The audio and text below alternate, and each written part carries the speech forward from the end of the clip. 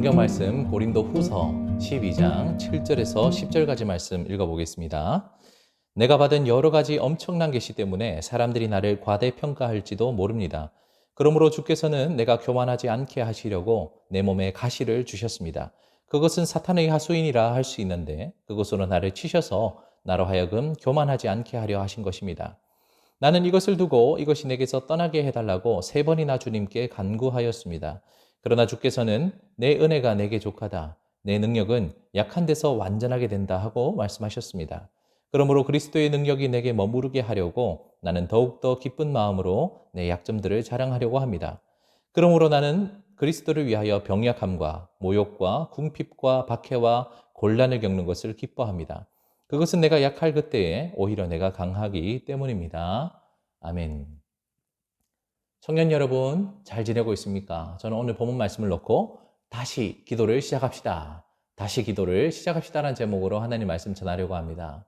코로나가 장기화되면서 그 어느 때보다 개인 경건 생활이 중요한 때입니다. 청년 여러분들은 개인 경건 생활의 핵심이라고 할 수 있는 말씀과 기도, 특별히 이 두 번째 기도를 열심히 하고 계십니까? 아니, 기도를 하고 있기는 합니까? 왜 우리가 기도를 하지 않는가에 대한 여러 이유들이 있겠지만 한 3가지 정도만 들어보려고 합니다. 첫 번째는 기도할 필요성을 느끼지 못해서라고 할 수 있겠죠.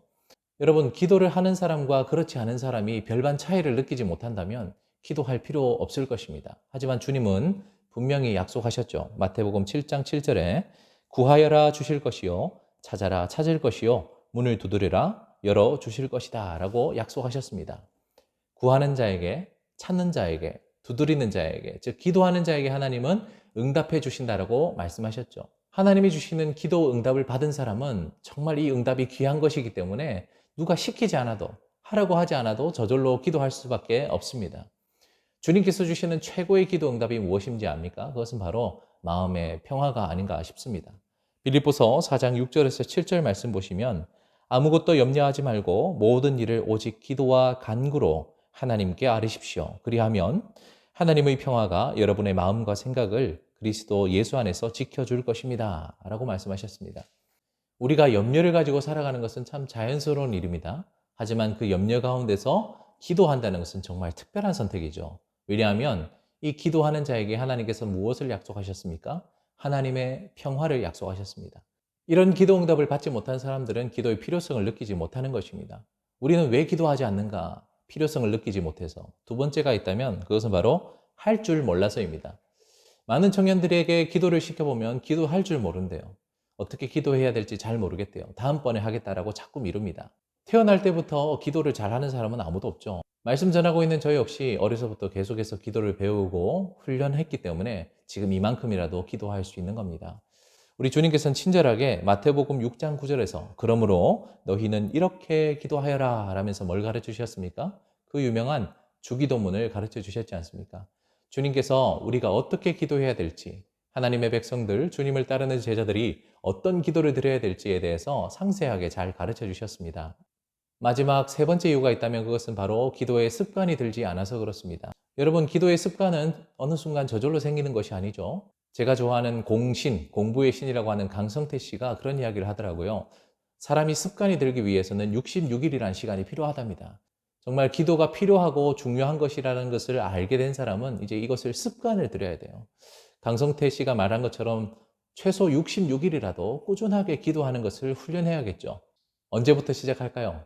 그렇죠. 지금 당장 시작해야 되지 않겠습니까? 데살로니가전서 5장 17절에서 18절에도 말씀하셨습니다. 끊임없이 기도하십시오. 이것이 그리스도 예수 안에서 여러분에게 바라시는 하나님의 뜻입니다. 하나님께서 우리가 쉬지 말고 끊임없이 기도하기를 바라십니다. 나에게 습관이 들지 않아서 어색할 수 있고 또 서투를 수 있지만 지금부터 열심히 습관을 들이도록 기도할 수 있는 그런 청년들이 되었으면 좋겠습니다. 오늘 특별히 우리가 살펴볼 한 인물이 있는데요. 그 사람은 오늘 편지를 기록한 사도 바울입니다. 사도 바울은 이때 당시 참 어려운 시기를 보내셨던 것 같습니다. 8절에도 보면 3번이나 간절하게 나의 어려움을 해결해 달라고 기도했었죠. 도대체 무슨 어려운 일이 있었길래 사도 바울이 이렇게 간절하게 기도를 했습니까? 7절 말씀 보시면 몸의 가시라고 되어 있죠. 개역 개정판에 육체의 가시라고 표현되어 있는 몸의 가시 혹은 사탄의 하수인이 떠나도록 3번이나 간절하게 기도했다라고 이렇게 말씀하고 있습니다. 여기서 말하는 육체의 가시, 몸의 가시라는 것은 크게 한 두 가지 정도로 해석되는데, 하나는 사도 바울이 가지고 있었던 개인적인 질병, 눈과 관련된, 안과 관련된 그런 질병이다라고 보는 사람이 있고, 두 번째, 제가 좀 더 설득력이 있다고 생각하는 것이 사도 바울을 그때 당시 괴롭히던 많은 비방자들, 대적자들, 유대주의자들 또는 거짓 교사들이라고도 할 수 있겠습니다. 그것이 질병이 됐든 혹은 자기를 괴롭히는 비방자가 됐든 사도 바울은 이것이 정말 불편했습니다. 이 육체의 가시, 몸의 가시, 사탄의 하수위만 없으면 정말 좋겠다는 마음으로 우리 주님께 3번이나 이것을 떠나게 해달라고 기도했었지요.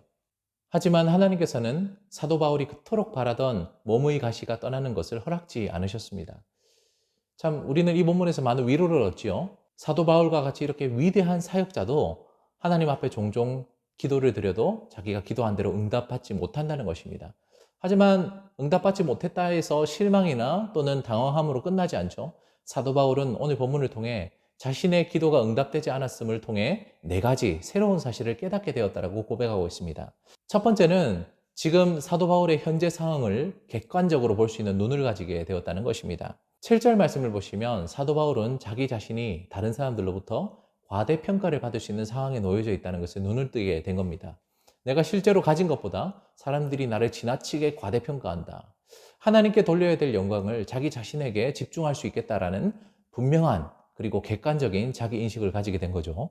또한 거기서 멈추지 않고 이러다가 스스로 교만에 빠질 수도 있겠다. 사도 바울이 경험했던 수많은 신비적인 체험들과 영적인 훈련들을 통해서 자기가 스스로 다른 사람들보다 낫다는 교만에 빠질 수 있겠다라는 분명한 자기인식을 가지게 된 것입니다. 그가 이 기도를 하기 전에는 아마 이런 인식이 적었을지 모릅니다. 하지만 육체의 가시, 몸의 가시를 놓고 계속 기도를 하다 보니 이것이 내가 얼마나 교만하고 내가 얼마나 과대평가받을 수 있는 사람인가에 대한 분명한 자기 이해를 돕게 된다는 것이죠. 두 번째 그가 깨달은 것은 하나님의 은혜입니다. 기도할 때 보면 항상 나에게 결핍된 것, 부족한 것, 급한 것 가지고 놓고 기도하게 되죠. 근데 그 기도가 1번, 2번, 3번이 반복되고 나니까 나에게 필요한 것들보다는 이미 하나님께서 나에게 주신 것에 눈을 뜨게 된 거예요. 8절 말씀 보면 하나님께서 이미 사도 바울에게 족한 은혜를, 충분한 은혜를 주셨다는 것을 이 기도를 통해 깨닫게 되었다는 것이죠. 그리고 세 번째로는 하나님이 나에게 이렇게 어려운 시간들, 나에게 약점을 허락하신 목적을 깨닫게 됐다는 것입니다. 하나님께서는 단 하나의 고통과 단 한 번의 신음도 허투루 쓰시는 분이 아니죠. 하나님께서 왜 나에게 이런 약점을 주셨을까? 왜 하나님께서 사도 바울에게 몸의 가시, 사탄의 하수인을 주셨을까? 그것은 바로 7절에 있는 말씀처럼 나를 교만에 빠지지 않도록 하기 위해서, 그리고 9절에 있는 말씀처럼 주의 능력, 우리 그리스도의 능력이 나에게 완전하게, 그리고 주의 능력이 머무를 수 있도록 하기 위해서 이 약점이 있다라는 것을 깨닫게 된 겁니다. 그리고 마지막 4번째가 자기의 관점이 변화된 것입니다. 놀라운 일이죠. 상황과 환경은 그대로지만 육체의 가시, 몸의 가시는 그대로 있지만 무엇이 바뀌었어요? 사도 바울의 관점이 바뀐 겁니다. 사도 바울은 이제 더 이상 자기의 약점을 슬퍼하거나 괴로워하거나 부끄러워하지 않습니다. 9절 말씀 보시면은 나의 약점을 도리어 기뻐하고 나의 약점을 자랑하기를 원한다라고 이렇게 이야기를 하고 있습니다. 또 10절 말씀도 보면 내가 약할 때 강함이 된다라고까지 고백하고 있습니다.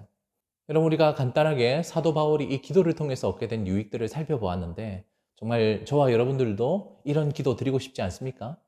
지금 당장 기도를 시작하고 싶다면 우리 한 3가지 정도 이 시간 한번 약속을 했으면 좋겠습니다. 첫 번째, 다시 한번 A4 용지를 하나 꺼내서 혹은 여러분들의 핸드폰에 있는 메모장을 열어서 내가 하나님 앞에 어떤 것을 기도해야 될지에 대한 기도 제목을 찾아보는 시간 가졌으면 정말 좋을 것 같습니다. 여러분에게 기도 제목이 있다면 기도할 수밖에 없죠. 내가 하나님 앞에 드릴 분명한 기도 제목을 알고 있는 것과 그렇지 않는 것은 정말 큰 차이가 있죠. 개인 경건 생활의 깊이와 태도가 전혀 다른 모습일 것입니다. 오늘 이 시간부로 우리 청년 여러분들은 종이를 다시 꺼내들고 메모장 앱을 열어서 내가 하나님 앞에 꼭 기도드려야 될 것들을 하나하나 써보면서 하나님 앞에 진심 어린 기도를 시작할 수 있었으면 좋겠습니다. 또한 기도할 수 있는 환경을 잘 조정했으면 좋겠어요. 사람은 공간과 분위기와 환경의 지배를 많이 받잖아요. 기왕 우리 청년들이 기도를 다시 시작하기로 마음먹었다면 우리의 환경도 기도를 돕는 환경으로 조금씩 바꿔나갔으면 좋겠습니다. 우선 각자의 가정에 기도 드릴 수 있는 탁자나 또는 기도의 방석을 하나씩 준비해 보는 건 어떨까요? 이 자리를 굳이 24시간 앉아있지는 않더라도 오며 가며 저 자리에 가서 기도하고 싶은 마음이 들 수 있도록 너무 화려하게 꾸미는 것은 오히려 방해가 될 수 있으니 하나님께 집중할 수 있는 나만의 기도 공간을 확보해 두는 것이 참 좋을 것 같습니다. 또한 기도를 할 수 있는 시간을 꼭 정했으면 좋겠어요. 생각날 때만, 내가 하고 싶을 때만 하면 이것은 습관도 될 수 없고 진지한 마음으로 임할 수도 없겠죠. 그래서 여러분들 핸드폰에 알람을 맞춰 놓는 거예요. 내가 이때만큼은 꼭 기도하겠다라는 기도 알람 시간을 지금부터 우리 하나씩 맞춰보면 어떨까요? 길게 기도할 수 있는 사람 혹은 시간상 짧게 기도할 수밖에 없는 사람, 시간의 길이는 다 차이가 있을지 모르겠지만 매일마다 하나님 앞에 꼭꼭 기도드리는 기도 시간만큼은 알람을 꼭 설정해 놨으면 좋겠습니다. 또한 이렇게 하나님과 귀한 교제하는 기도의 시간을 노트를 하나 준비해서 기도 노트로 우리의 추억을, 우리의 이 귀한 기도 응답들을 기록해 놓으면 얼마나 좋을까요? 아날로그의 방식을 좋아하는 청년들은 예쁜 노트를 하나 준비하셔도 좋고, 요즘은 스마트폰으로도 얼마든지 좋은 기도 노트와 관련된 앱들을 사용할 수 있으니까 여러분들 꼭 기도를 드렸으면 거기에 대한 우리 기도 제목 그리고 하나님의 응답들을 기록해 두시면 정말 큰 도움이 될 것 같습니다. 우리가 다시 큰맘 먹고 시작하려고 했던 이 기도 생활을 우리가 흔들림 없이 꾸준하게 하기 위해서는 주위에 좋은 기도 짝들이 있으면 좋겠죠. 목사인 저의 바람은 우리 목장 식구들이 그런 역할을 해주면 얼마나 좋을까 싶지만 아직 서로 어색하고 또 만남이 좀 어려운 그런 목장들은 각자 마음이 맞는, 나를 위해서 진심으로 기도해 줄 수 있는 좋은 기도의 짝들을 지금부터 찾으셔서 같이 기도할 수 있었으면 좋겠습니다. 우리 나눔과 적용을 위한 질문 나적질 1번부터 한번 찬찬히 살펴볼까요? 1번, 각자 경험해 본 기도 응답이 있다면 함께 나누어 봅시다.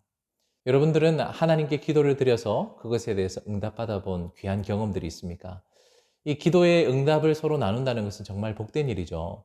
그것이 눈에 보이는 환경과 상황의 변화이든 아니면 내 마음과 내 관점의 변화이든 하나님께서는 항상 우리의 기도에 응답해 주시는 분이십니다. 여러분이 받은 최근의 일도 좋고요. 옛날 일이라도 꼭 나누고 싶은 그런 기도 응답들이 있다면 서로 함께 나누면서 우리가 정말 기도를 해야겠구나 하는 필요성을 함께 누렸으면 좋겠습니다. 두 번째, 바울이 기도 중에 깨닫게 된 4가지 중에서 가장 와닿는 내용이 있다면 무엇입니까? 사도 바울이 비록 자기가 원하는 대로 기도 응답이 되진 않았지만 새로운 4가지를 깨달았다 그랬죠. 하나는 내가 현재 어떤 상황인지를 객관적으로 인지하게 되었고, 두 번째는 하나님의 은혜가 나에게 족한 것이며 충분한 것이며, 또한 하나님께서 나에게 약점을 주신 목적이 있다는 것을 깨닫게 되고, 마지막으로 나의 관점이 변화된 것이죠. 여러분들은 이 4가지 중에서 무엇이 가장 마음에 와닿나요? 함께 나눠봤으면 좋겠고요. 마지막 3번째로 다시 기도하는 청년이 되기 위해 새롭게 결단하는 것이 있다면 나누어 봅시다. 제가 아까 실천해봤으면 하고 제안했던 3가지 있죠. 먼저 기도 제목을 써보는 것, 두 번째로는 기도의 환경을 조성하는 것, 마지막으로는 함께 기도할 기도의 짝들을 찾아보는 것 중에서 여러분들 이번 한 주 정말 해보고 싶은, 결단하고 싶은 것이 있다면 함께 나눠봤으면 좋겠습니다. 우리 말씀을 생각하며 함께 기도하도록 합시다. 정말 그 어느 때보다 기도가 중요한 때입니다. 우리 다시 마음을 새롭게 하여서 하나님 앞에 기도 드릴 때에 이 바울이 보여준 이 기도의 유익을 우리가 놓지 않으면서 정말 새로운 마음으로 다시 기도할 때 우리의 기도 제목들을 돌아보고 기도를 잘 할 수 있는 환경을 조성하고 또 기도의 짝들을 잘 찾을 수 있도록 도와달라고 이 시간에 우리 함께 기도하며 나가도록 하겠습니다.